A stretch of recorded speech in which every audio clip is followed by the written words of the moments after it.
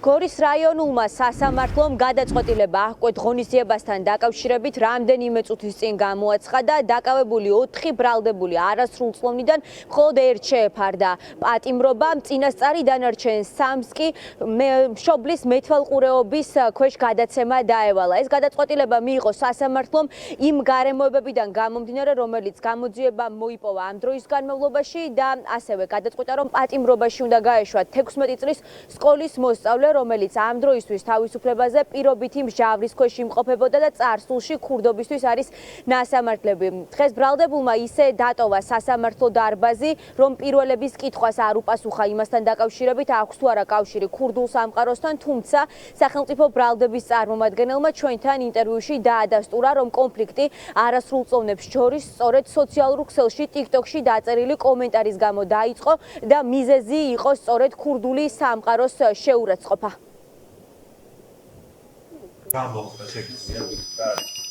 რა კავშირი გაქვს ქურდულ სამყაროსთან? ეთანხმებით ბრალდებას? 16 წლის მოზარდი საპატიმრო დაწესებულებაში არ უნდა იმყოფებოდეს იმ სახის დანაშაულისთვის, რომელიც დანაშაულთანაც დღეს კონკრეტულად გვაქვს საქმე. მე გავასაჩივრებ გადაწყვეტილებას აღკვეთის ღონისძიების შეფარდებასთან დაკავშირებით. კონფლიქტი ფაქტობრივად დაიწყო სოციალური ქსელის მეშვეობით, კერძოდ TikTok-ით, სადაც პირდაპირ ჩართვის ეგრეთ წოდებული ლაივის დროს დაზარალებულმა პირადი შეურაცხყოფა მიაგანა ჩემი დაცვის ქვეშ მყოფს. ეს არ უკავშირდებოდა ქურდულ სამყაროს? არანაირად არ უკავშირდებოდა ქურდულ სამყაროს. უდანაშაულებში, მაგრამ მშობლის მეთვალყურეობის ქვეშ გადაცეს მაინც და ახლა გამოძიება აჩვენებს თავის.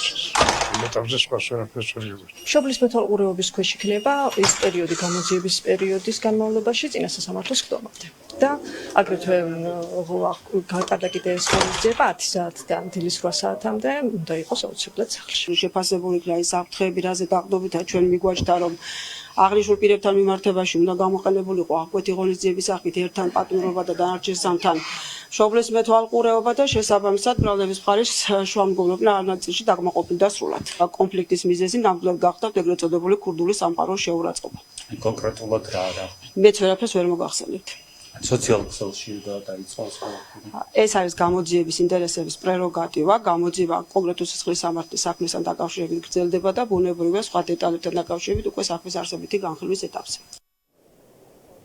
ქურდული გარჩევა არასრულწლოვნებს შორის სოციალურ ქსელში დაწერილი ერთი კომენტარის გამო დაიწყო. ანგარიშწორებაში 15-მდე მოზარდი იღებდა მონაწილეობას და სასტიკად გაუსწორდნენ 13 და 15 წლის არასრულწლოვნებს. აქედან ერთ-ერთს მათ შორის სამედიცინო დახმარება რამდენიმე დღის განმავლობაში ჩაუტარდა.